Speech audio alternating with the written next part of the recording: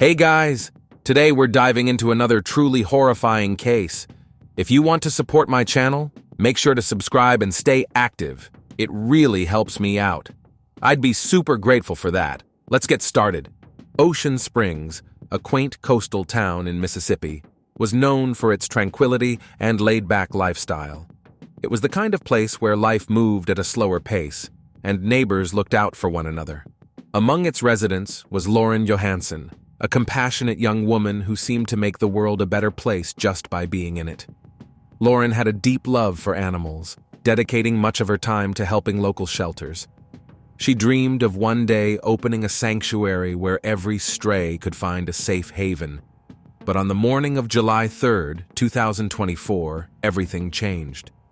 Lauren didn't come home, and her phone was unreachable. A strange message sent from her number raised alarm bells for her father.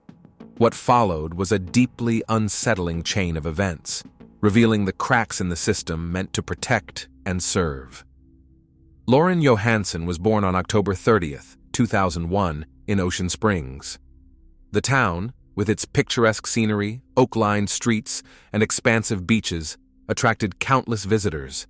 For Lauren, however, Ocean Springs wasn't just a tourist destination. It was home. It was a place where she experienced the love and support of her family, which shaped her into the kind and responsible person she became. Her parents, Robert and Tamala, raised Lauren with great warmth. She had two older sisters, both of whom faced significant health challenges from birth. From a young age, Lauren took an active role in helping care for them, assisting her parents with daily tasks. This experience instilled in her a strong sense of responsibility and compassion. Even as a child, she had an uncanny ability to care for others and always sought to ease the burdens of those around her. Lauren's love for animals emerged early in life. She was captivated by all forms of wildlife, from pets to creatures in the wild.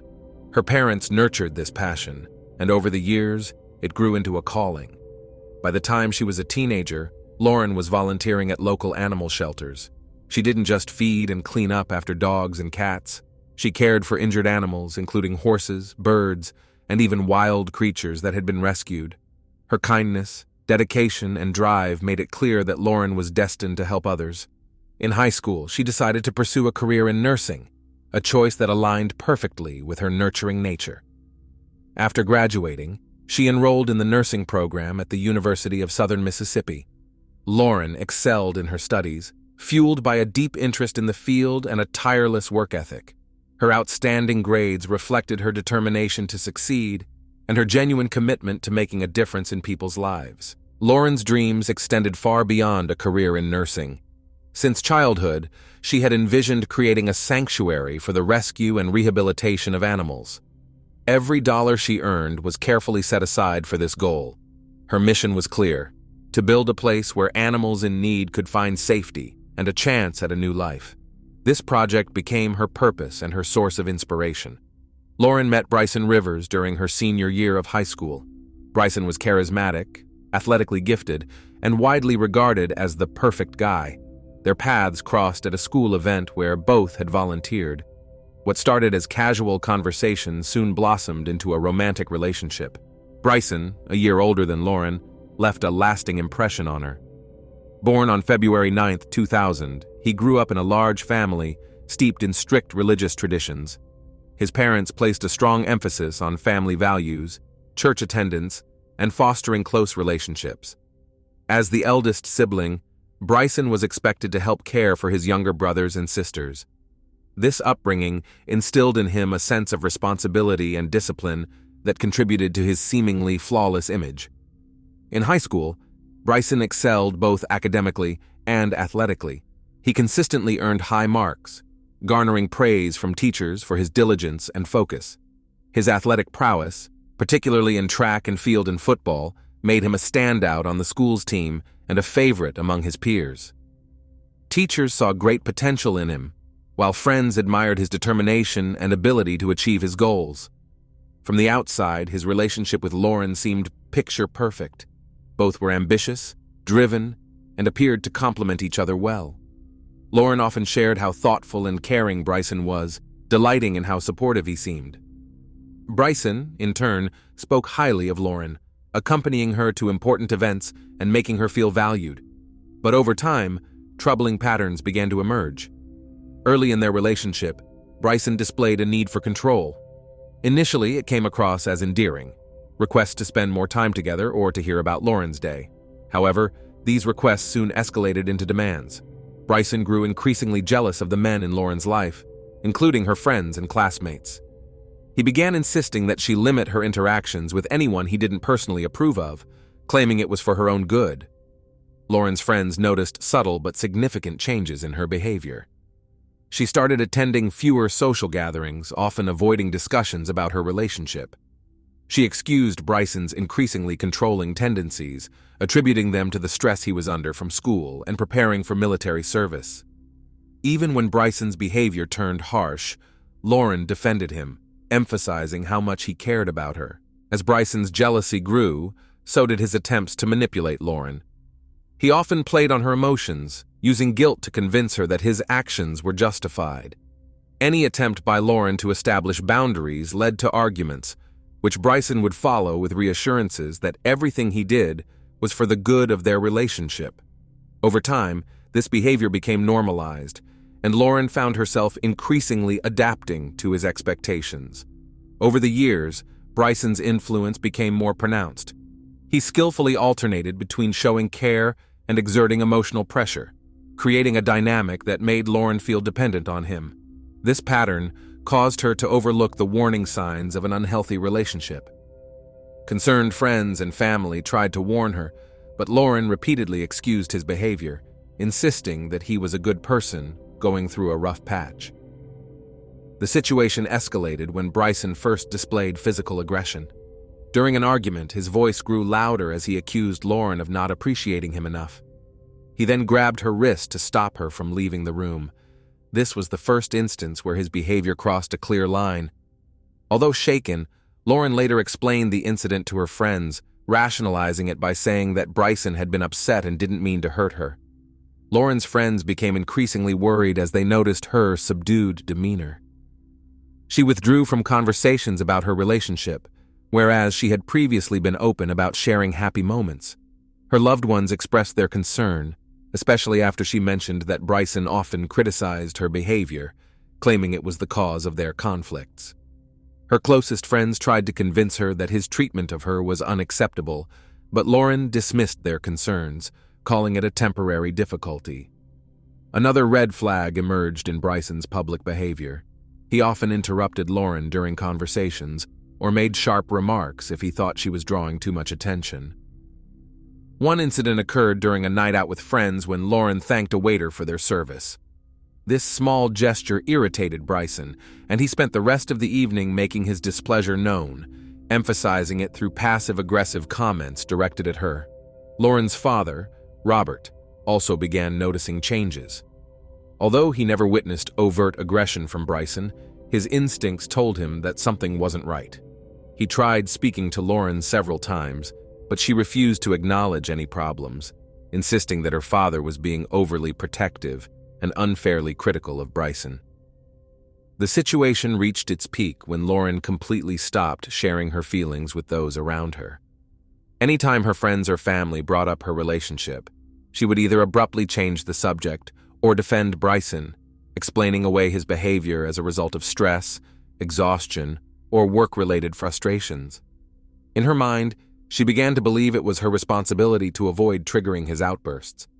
These patterns of aggression and manipulation created a closed cycle for Lauren. She became increasingly isolated from those who might have been able to help her and gradually succumbed to Bryson's influence. Her internal struggle was apparent to her loved ones, but they couldn't sway her decisions. Lauren believed she could handle the situation on her own, not realizing she had already fallen into emotional and psychological dependence on her partner. In December 2023, Lauren and Bryson planned a trip to Nashville. Bryson was on leave from the military, and Lauren was on winter break from college.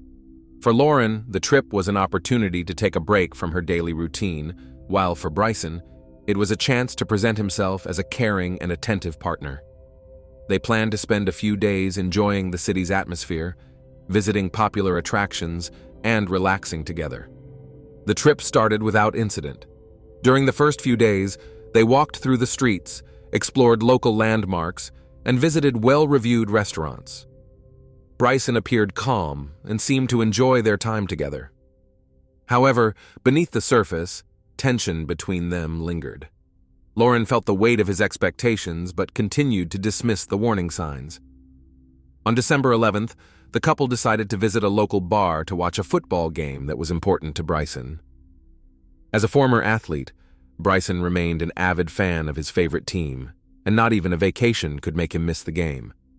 At first, the evening was uneventful. They sat at a table, ordered drinks, and watched the game. Lauren appeared relaxed, though there was a hint of weariness in her eyes. The situation escalated unexpectedly when Lauren went to use the restroom. She asked a waiter for directions and followed his guidance.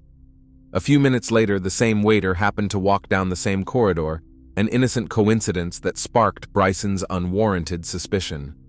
When Lauren returned to the table, she noticed Bryson's demeanor had changed. He looked tense and irritated. Without any basis, he accused her of deliberately seeking the waiter's attention and even hinted at non-existent infidelity. The argument escalated quickly. Bryson raised his voice, expressing his displeasure and ignoring Lauren's attempts to calm him down. Witnesses later recalled that Lauren appeared to be trying to de-escalate the situation, but Bryson continued to press his accusations. Eventually, the couple left the bar and headed toward their car, which was parked nearby. When they got into the car, the tension between Lauren and Bryson reached a breaking point. Bryson locked the doors, preventing Lauren from escaping, and took her phone, cutting off any chance for her to call for help. He began yelling at her, his anger escalating rapidly into physical aggression. Bryson started striking her, ignoring her cries and desperate attempts to defend herself. Lauren banged on the windows and honked the horn in an attempt to draw attention, but unfortunately, there was no one around to hear or help. After several minutes of abuse, Bryson started the car and began driving down deserted streets, ignoring Lauren's pleas to let her go. He made chilling threats, saying he'd leave her body in the woods where no one would ever find it. Eventually, he pulled into an empty parking lot, where the assault continued. In a desperate bid to protect herself, Lauren tried to reach into her bag for the handgun she carried for self-defense. However, Bryson noticed and grabbed the bag from her hands before she could retrieve it. The attack lasted nearly an hour, during which Lauren endured relentless cruelty. Bryson not only continued to hit her but also made disturbing threats with an alarming sense of detachment. At one point, recordings from Lauren's phone captured him coldly, commenting about how her head was starting to resemble a bowling ball due to the swelling. Lauren's rescue came unexpectedly, thanks to a phone call Bryson made to his mother during the assault. Lauren screamed in the background, begging her to call the police. Realizing something was terribly wrong, Bryson's mother contacted law enforcement even though she didn't know their exact location. Meanwhile, Lauren's father, Robert, used a family tracking app on their phones to pinpoint her location. When the police arrived, they heard Lauren's screams coming from inside the car. Officers immediately opened the door to find Bryson still restraining her. Lauren was battered and bloodied, her face and body bearing the unmistakable signs of severe trauma. She was barely able to speak. Bryson was arrested on the spot, and Lauren was rushed to the hospital. Her injuries left medical staff stunned. Multiple bruises, swelling, and other signs of extreme pain made it clear what she had endured. Despite everything, Lauren refused to press charges, explaining that she didn't want to ruin Bryson's life or his military career. While in custody, Bryson repeatedly tried to contact Lauren, exploiting unclear gaps in jail regulations. In his calls, he manipulated her, promising to change and swearing he would never hurt her again. Succumbing to his pressure, Lauren agreed to revise her initial statements, significantly affecting the case's trajectory. Following his arrest, Bryson Rivers was held in custody awaiting trial on charges of assault. Despite the gravity of the allegations and the substantial evidence against him, including audio recordings and Lauren's testimony, the court allowed him the possibility of bail. His bail was initially set at $250,000, temporarily keeping him detained while his case moved forward. 6 months later, Bryson and his legal team filed an appeal to reduce the bail amount. The judge granted the request, lowering the bail to $150,000. This decision surprised many, including Lauren's family, who believed that a reduced bail increased the risk of further aggression. Nevertheless, the amount was paid by Bryson's mother, and he was released pending trial. As part of the conditions of his release, Bryson was required to wear a GPS-enabled ankle monitor to track his movements. He was prohibited from leaving Nashville, approaching Lauren, or attempting to contact her in any way. However, due to bureaucratic errors, these conditions were not properly enforced. The officer who escorted Bryson to the monitoring center was not fully informed of the strict restrictions. Consequently, the GPS monitor was improperly configured, with no restrictions set to prevent him from leaving the city. This error occurred due to a lack of coordination between various departments. The documents detailing the terms of Bryson's release were not sent to the monitoring center in time. As a result, the staff responsible for setting up the ankle monitor relied on Bryson's own account, during which he provided false information and omitted the restrictions regarding Nashville and contact with Lauren. A few days after his release, the battery on Bryson's ankle monitor began to run low. He received a notification to charge the device but ignored it. Once the monitor fully lost power, authorities were unable to track his movements. The monitoring center became aware of the issue but failed to take immediate action. They did not alert law enforcement in a timely manner, allowing Bryson to freely violate the conditions of his release. Lauren's family only learned of the situation several days later. Her father, Robert, was informed by law enforcement that Bryson's monitor had stopped functioning and that his whereabouts were unknown. Shockingly, instead of taking immediate action, the police left a voicemail on Robert's phone, briefly explaining the situation. Realizing that authorities were not treating the situation with the urgency it required, Lauren's family took matters into their own hands. Robert contacted the local police department, demanding swift action to locate Bryson. He also insisted on inspecting the GPS system in Lauren's car to prevent a tragedy and to identify any potential leads on Bryson's location. Despite the family's persistent efforts, attempts to find Bryson remained ineffective. Days after the ankle monitor stopped working, his whereabouts were still unknown. Robert repeatedly pressed law enforcement to take more aggressive measures, pointing out the direct threat to his daughter's safety. The situation escalated on July 2nd when law enforcement received official confirmation that Bryson had violated the terms of his release. By then, his location was unknown and his phone had been turned off.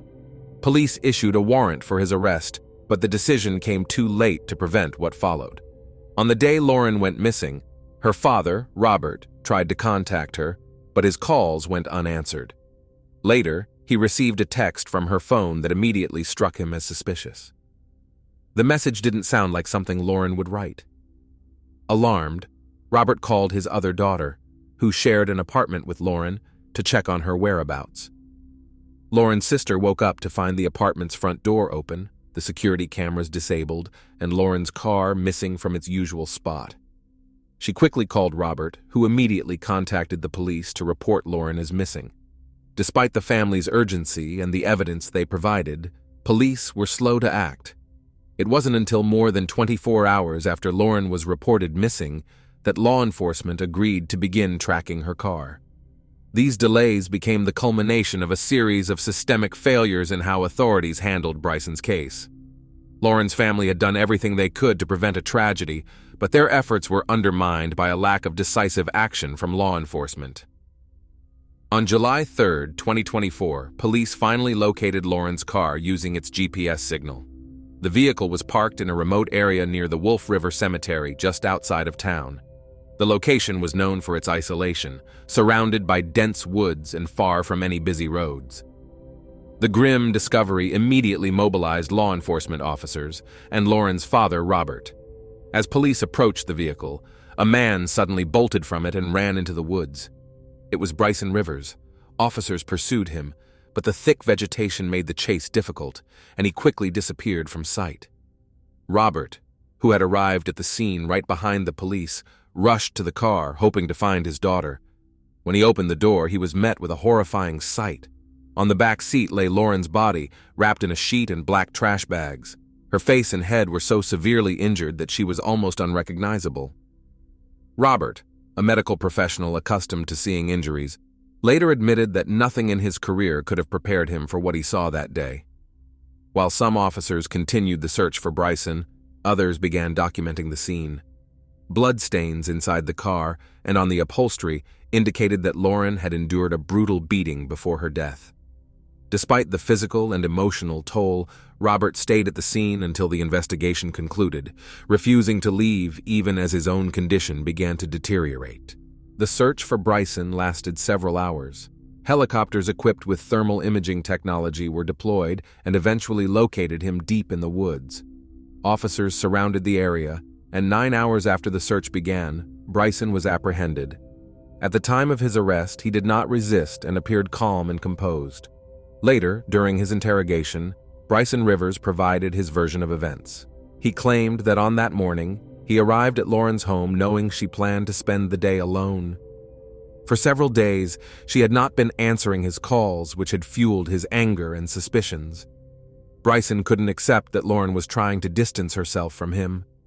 After waiting for her to leave the house, he approached her outside, intending to talk. According to his account, Lauren refused to discuss anything with him and tried to walk away. At that point, Bryson grabbed her arm and forced her into her car. Lauren resisted, but he locked the doors and began driving. Bryson admitted to taking Lauren to a remote location outside the city, where he believed they could talk without being overheard. However, the conversation quickly turned into an argument. Lauren demanded to be let go and threatened to contact the police, which only fueled Bryson's anger. He began yelling at her, accusing her of betrayal. When Lauren attempted to open the door to escape, Bryson shoved her back into the seat. This moment marked a turning point. He struck her, and the situation spiraled out of control. According to his statement, he claimed he was trying to calm her down, but ended up using physical force, unable to stop himself as he continued hitting her repeatedly. After the attack, Lauren was unconscious. Bryson said he initially tried to revive her, but realizing she was no longer alive, decided to dispose of her body. He wrapped her in a blanket from the trunk and placed her on the back seat of the car. Bryson then drove further into the countryside and stopped at an abandoned area near Wolf River Cemetery. He left the car there with Lauren's body inside, intending to return later to eliminate evidence. However, the police, tracking his movements, discovered the vehicle before he could carry out his plan. The news of Lauren's tragic death and Bryson's capture sparked widespread public outrage. Media coverage not only focused on the crime itself, but also highlighted the numerous failures within the justice system that allowed Bryson to evade proper monitoring after his release on bail. In the midst of their grief, Lauren's family issued a public statement urging the community to address the systemic flaws that contributed to this devastating tragedy. Bryson's mother, who paid his bail, also faced sharp criticism. Many questioned whether she fully understood the potential consequences of her actions. Her decision drew widespread condemnation from the public, though Lauren's family never openly blamed her. At Lauren's funeral, friends, family, and countless residents of Ocean Springs gathered to mourn her loss.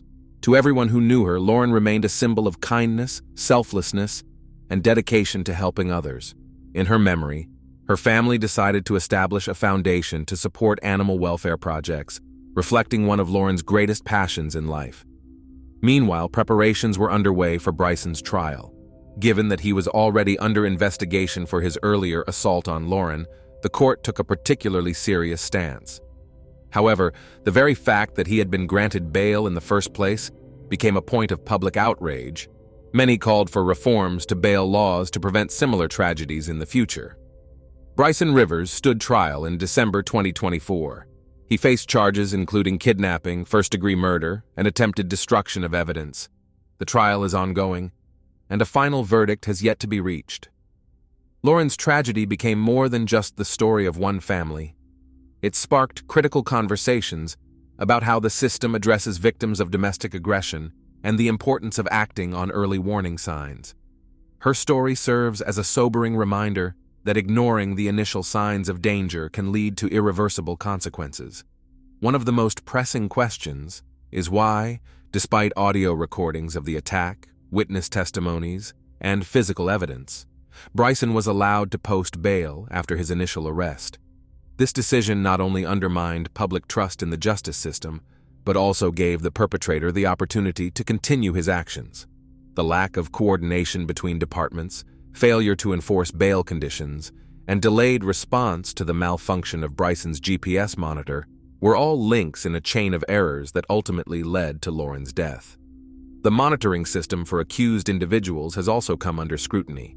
The misconfiguration of Bryson's GPS device, the ignored low battery alerts, and the failure to take immediate action when he disappeared highlighted the weaknesses in existing protocols. Had authorities responded promptly to the device's failure, this tragedy might have been prevented. Thanks for watching, everyone. Your support means a lot to me, and you can help my channel grow by hitting that like button, dropping a comment, and sharing this video. Your engagement really makes a difference. See you soon.